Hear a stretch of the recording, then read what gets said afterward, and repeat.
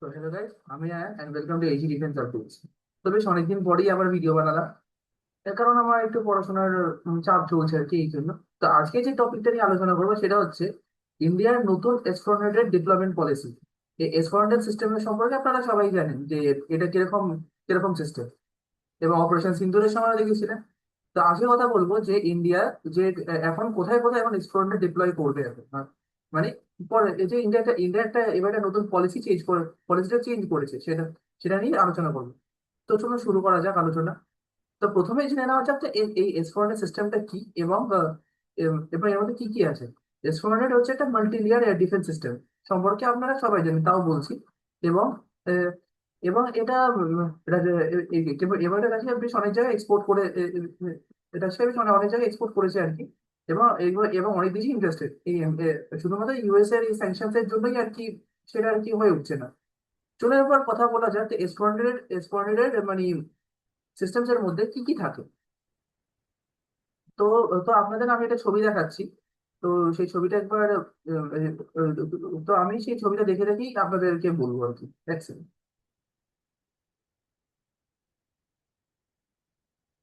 আপনারা স্ক্রিনের মধ্যে যে ছবিটা দেখতে পাচ্ছেন, এখানে এই এক্সপান্ডেড মানে পাঁচখানা পার্টস থাকে মোট হয়। একটা একটা হচ্ছে মোবাইল কমান্ড পোস্ট, যার মধ্যে টেকনিশিয়ান থেকে শুরু করে অপারেটর থেকে শুরু করে সমস্ত অফিসাররা থাকে। এবং তিন রকমের রাডার থাকে। 91 এন, প্রথমটা হচ্ছে 91 N60, যেটা হচ্ছে মেন রাডার। 92 N60 এবং 91 L6 তো 91 N60টা হচ্ছে N60, যেটাকে বলা হয় বিগ বার্ড রাডার। এবং এটা হচ্ছে লং টার্ম সার্ভিলেন্স এর জন্য। এর ম্যাক্সিমাম রেঞ্জ হচ্ছে 600 কিলোমিটার। ছশো ছশো 600 কিলো ম্যাক্সিমাম রেঞ্জ, আর মিনিমাম রেঞ্জ হচ্ছে 350। মানে মানে মূলত ধরে নিতে পারেন 350 থেকে 600 কিলোমিটারের মধ্যে যে কটা থ্রেটস আছে, সেটা এই রাডারটা ডিটেক্ট করতে পারে। এবার হচ্ছে 92 N60, যেটাকে বলা হয় গ্রেভ স্টোন রাডার। এটা একটা ফায়ার কন্ট্রোল রাডার। এই ফায়ার কন্ট্রোল রাডারটা কি করে, রেসপন্ডেন্ট যখনই কোনো মিসাইল ফায়ার করে, সেটাকে সে মিসাইল গুলো গাইডেন্স দেওয়া হচ্ছে এর কাজ। এবং এই রাডারটা 20 থেকে 36টা টার্গেট একসঙ্গে ট্র্যাক করে ফেলতে পারে, একসঙ্গে। এবার যে রাডারটা দেখছেন 96 L60 রাডার, এই রাডারটাকে বলা হয় চিজ বোর্ড রাডার। অপারেশন সিন্দুরের সময় খেয়াল করেছেন কিনা জানি না, মানে এখন মানে পাকিস্তান এই রাডারটাকে ডিস্ট্রয় করেছে বলে ক্লেম করেছে, কিন্তু আমাদের তো সমস্ত প্রমাণ দেওয়াই রয়েছে। তাই জন্য আম, তাই জন্য তাই জন্য ওরা কি কি বললো বা কি না বললো সেটা আমাদের যায় আসে না। তো এই রাডারের কাজ হচ্ছে লো ফ্লাইং এয়ারক্রাফট হোক, ড্রোন হোক, ইউএভি হোক, ইউক্যাভ হোক, সমস্ত এই রাডারটাই ডিটেক্ট করে। এবং এবং লাস্টে থাকে মিসাইল লঞ্চার্স। এই এক একটা মিসাইল লঞ্চার্স এর মধ্যে মূলত চারটে চারটে ক্যানিস্টার থাকে। এই যে টিউবের মধ্যে যে জিনিসগুলো দেখছেন, এগুলোকে বলে ক্যানিস্টার্স। এই ক্যানিস্টার্স এর মধ্যে মূলত চার রকমের মিসাইল থাকে। 40 N60 ultra long range missile, যার রেঞ্জ 400 কিলোমিটার। 48 N6 যার রেঞ্জ 250 কিলোমিটার। 9M96E2 যার রেঞ্জ হচ্ছে 120 কিলোমিটার। 9M960 যার রেঞ্জ 40 কিলোমিটার।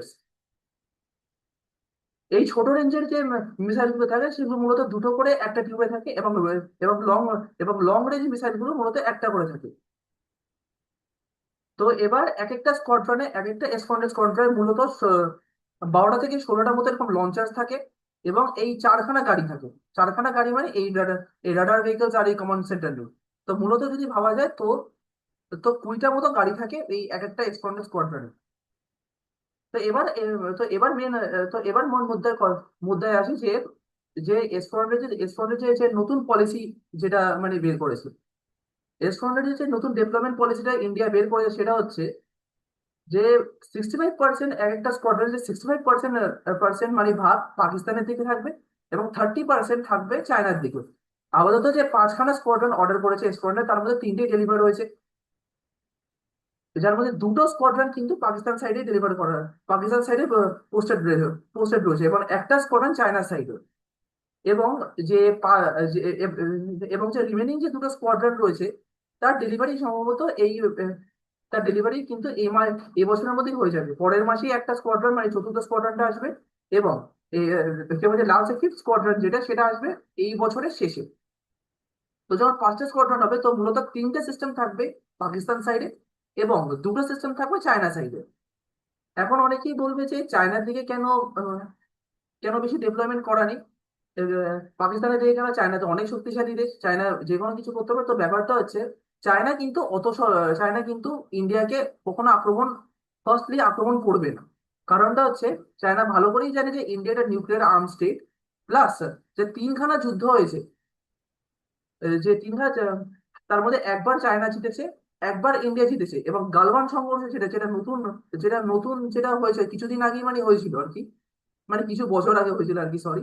সেখানে কিন্তু চায়না কিন্তু হেভি লস খেয়েছে। চায়নার অভ্যেসটা হচ্ছে যে যে অন্য দেশকে অন্য দেশকে ইন্ডিয়ার পেছনে লাগানো।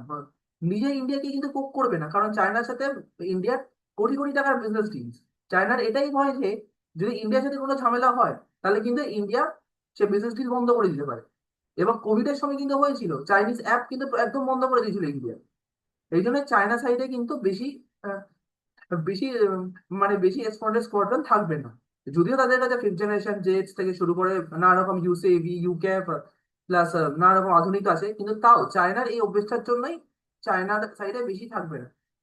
মূলত পাকিস্তান যেহেতু যাদের অভ্যেসই হচ্ছে পায়ে পা লাগিয়ে ঝগড়া করা, তাদের সাইডেই স্কোয়াড্রনটা বেশি থাকবে। তো আজকের আলোচনা এই অবধি। তো কেমন লাগলো ভিডিওটা, আপনারা সবাই কমেন্ট করে জানাবেন। ভিডিওটা পছন্দ হলে লাইক করে দেবেন এবং সাবস্ক্রাইব করে দেবেন চ্যানেলে। তো তো দেখা হচ্ছে আমার নতুন ভিডিওতে। নমস্কার।